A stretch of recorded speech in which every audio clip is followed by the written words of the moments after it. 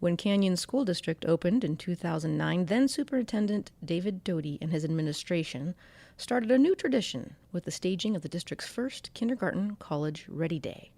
The event was organized to celebrate Utah's first new school district in nearly 100 years, while also reinforcing Canyon's mission to help students become college ready by graduation. My, oh my, how time flies.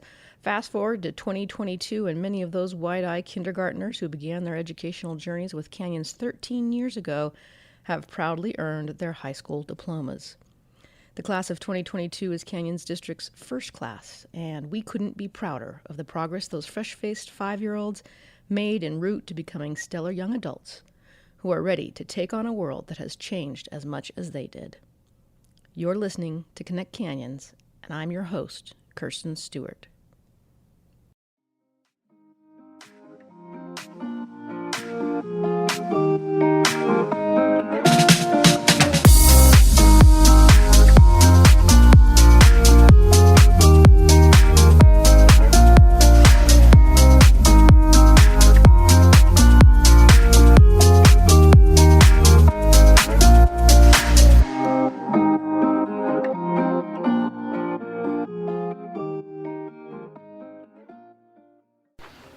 It's great to be here with you all. I'm Rick Robbins, superintendent, if you don't know. I think I'm the 4th superintendent since the district opened, so to just give you a little historical context of where the district's been. And one of the real important things and reasons that you're here is that we felt like this was a day that not only to commemorate your graduation and leaving high school, but also it recognizes the history of the district. In May of 2022, about a dozen Corner Canyon High seniors were invited back to their old stomping grounds at Ocala Elementary to reminisce and reunite with their former kindergarten classmates. They reenacted the photos they took at Ocala's first Kindergarten College Ready Day back in 2009 and received a congratulatory pep talk from Dr. Rick Robbins, Canyon's 4th superintendent. Robbins was joined by Assistant Superintendent Dr. Bob Dowdle, who has been with Canyons since its earliest days, and 2 surprise guests, Mrs. Pam Saltmarsh and Mrs. Lisa Rigby, who taught these students 13 years ago as kindergartners. As you can hear from the fun background chatter, they enjoyed their quick walk down memory lane. Mrs. Saltmarsh reminisced how she would go home and tell her husband and family stories about the wonderful and fun things her kindergartners said and taught her. She created a big paper airplane as a visual prop for the message she had to share with her former students who, like the Dr. Seuss book she loves giving out suggests, have so many places to go. And I just wanted you to think about your flight plan. So I wanted to say a couple of things about that. And the bad news is, for you guys, we all know this, time flies. The good news is that you're the pilot and you're the one flying the plane. So think about, as you're moving forward, some of you will go to college, some of you will start your career immediately, some of you will do service missions, but whatever you do, just make sure that you have a flight plan. So I like to tell my middle schoolers, by the way, I teach college and career awareness now at Draper Park, and I like to tell my students to make a vision board. And I really, truly believe in them. And if you put it out there, you can make it happen. So that's part of your flight plan. And I always say, talk to your flight tower. Make sure that you're communicating with your college counselors, your mentors, your former teachers, and people that you network with, because we're here for you still. And perform maintenance. This is my life tip to you. I tell my students at the middle school there are some things that go beyond teaching. And my life tip is take care of yourself. Do those things that give you self-care and that make you happy, so that while you're grinding out your college or your career, whatever it is, that you're still taking care of you. And thanks for letting us come back and talk to you, and thanks for letting us be your first teacher. It was so much fun. Though she retired a year ago, Mrs. Rigby remembers teaching the class of 2022 like it was yesterday. This is my first year that I haven't taught. And I'm going to get emotional because I miss it so much. I just missed the kids. I miss you guys. So it's good to be back with you guys. Canyon's first class graduates came along at a great time. Not only did the Ocala kids get terrific teachers like Mrs. Rigby and Mrs. Saltmarsh, but The district was also a frontrunner in dual language immersion programs, a treasure trove of athleticism, a performing arts wonderland, and a place where science, math, the arts, and new technologies were embraced. As Dr. Robbins notes, the Canyons community also had the foresight to invest in new and improved educational facilities. Your time, your academic time in Canyon School District began when the district was opened. And I think that's important because you need to tell your parents and your families thank you and share that, that moment. At that time in 2007, they made a decision as a community and as families to vote to not only split the district, but also they voted for bonds to build new schools. And at the time, Draper Park Middle and Corner Canyon High School did not exist. And so that's a real tribute to them. And I think it's important as you go on as adults that, you look back and recognize the sacrifices and the things that were done for you, and hopefully you'll pay that forward. Corner Canyon graduate John Norden benefited from the community's investment, having enrolled in Draper Park Middle shortly after it was built.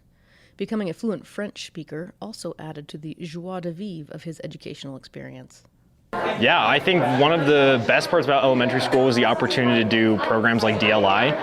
That's been incredibly influential, and it's been a keystone in my growing up and my entire existence. Now that I've spent 13 years speaking French, and it will be part of my college experience and hopefully part of my career as well.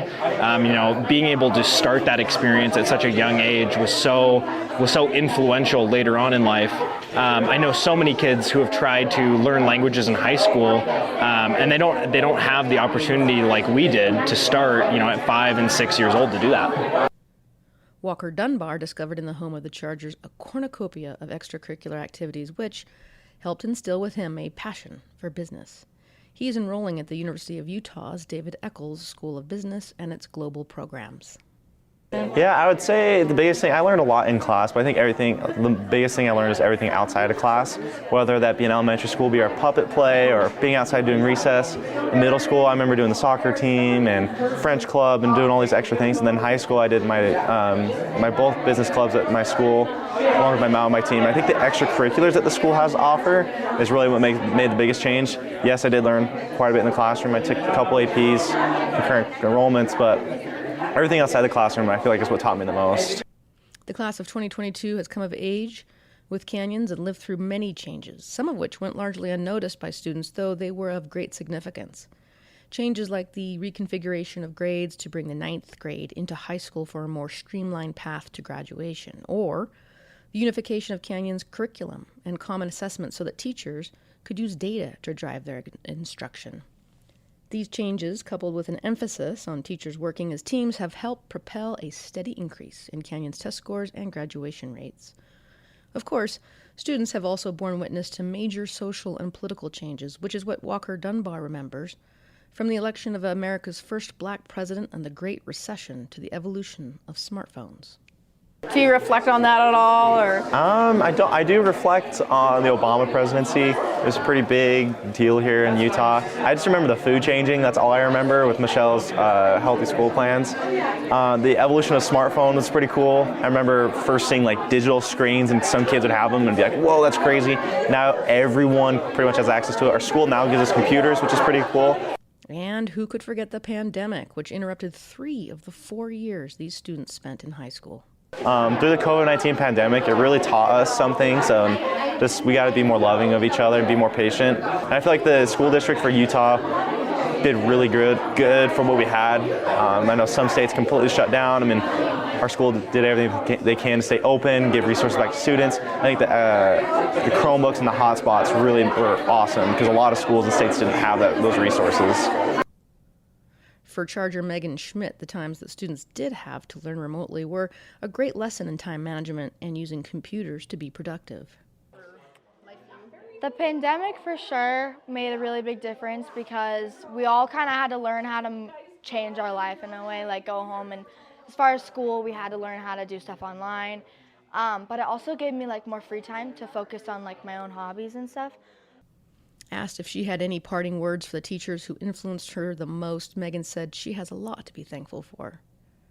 I'd probably really thank them for helping me because, again, like I said, I was more shy, and they kind of helped me like branch out, and they would help like when, like as far as like presenting, if I got nervous, they could tell I was getting nervous, and like I have like multiple teachers in elementary school who kind of like helped me and pushed me a little bit to like stand out, like get out of my comfort zone, I guess. Norden said he'd go back and let the younger version of himself know that it's not worth stressing out about trying to make time for all the things you want to do, and that might overwhelm you if you let them. I think the one thing that I would probably advise myself on is that you can't get bogged down in the details. I think too often in high school, we try to focus on so much that then, each additional detail, each additional thing that we try to focus on, you get to the point where you're just so overwhelmed and stressed, and you think, I can't do this anymore. And it's taken a long time, and up to this point now, where you have to realize that everything that you do can have value, but also you kind of have to weed out what's actually not important in your life, and not focusing on those things. Megan offers similar advice. Probably just to like not like stress myself out about it. Like try hard, but not like go over the top. Like give myself a break once in a while, not push myself too hard, and just kind of have fun, I guess. Chloe Totkus, on the other hand, harkens back to the lessons she learned in kindergarten 13 years ago. Be friends with everyone. Be kind to everyone. Just keep smiling through it because you'll get through it. And it goes by really fast. In true fashion of a caring and creative kindergarten teacher, Mrs. Rigby had a few of her own parting words. She shared a poem with her now all-grown-up students. Very well done, class of 2022. You're special through and through. You've had success with flying colors. We're so very proud of you. You were once a 5-year-old kindergartner, but even then we knew you had strength and determination to always see things through. And I just want to wish you the best as you move on to whatever is next for you. And I know you guys are going to do awesome.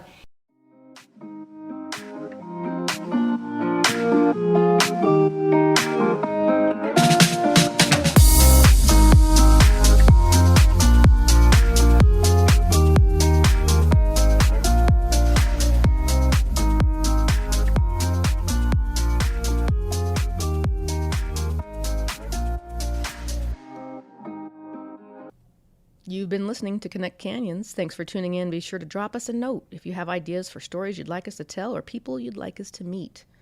Please also share this podcast and subscribe. And congratulations to the district's first class graduates and to everybody who contributed to put them in a position to succeed.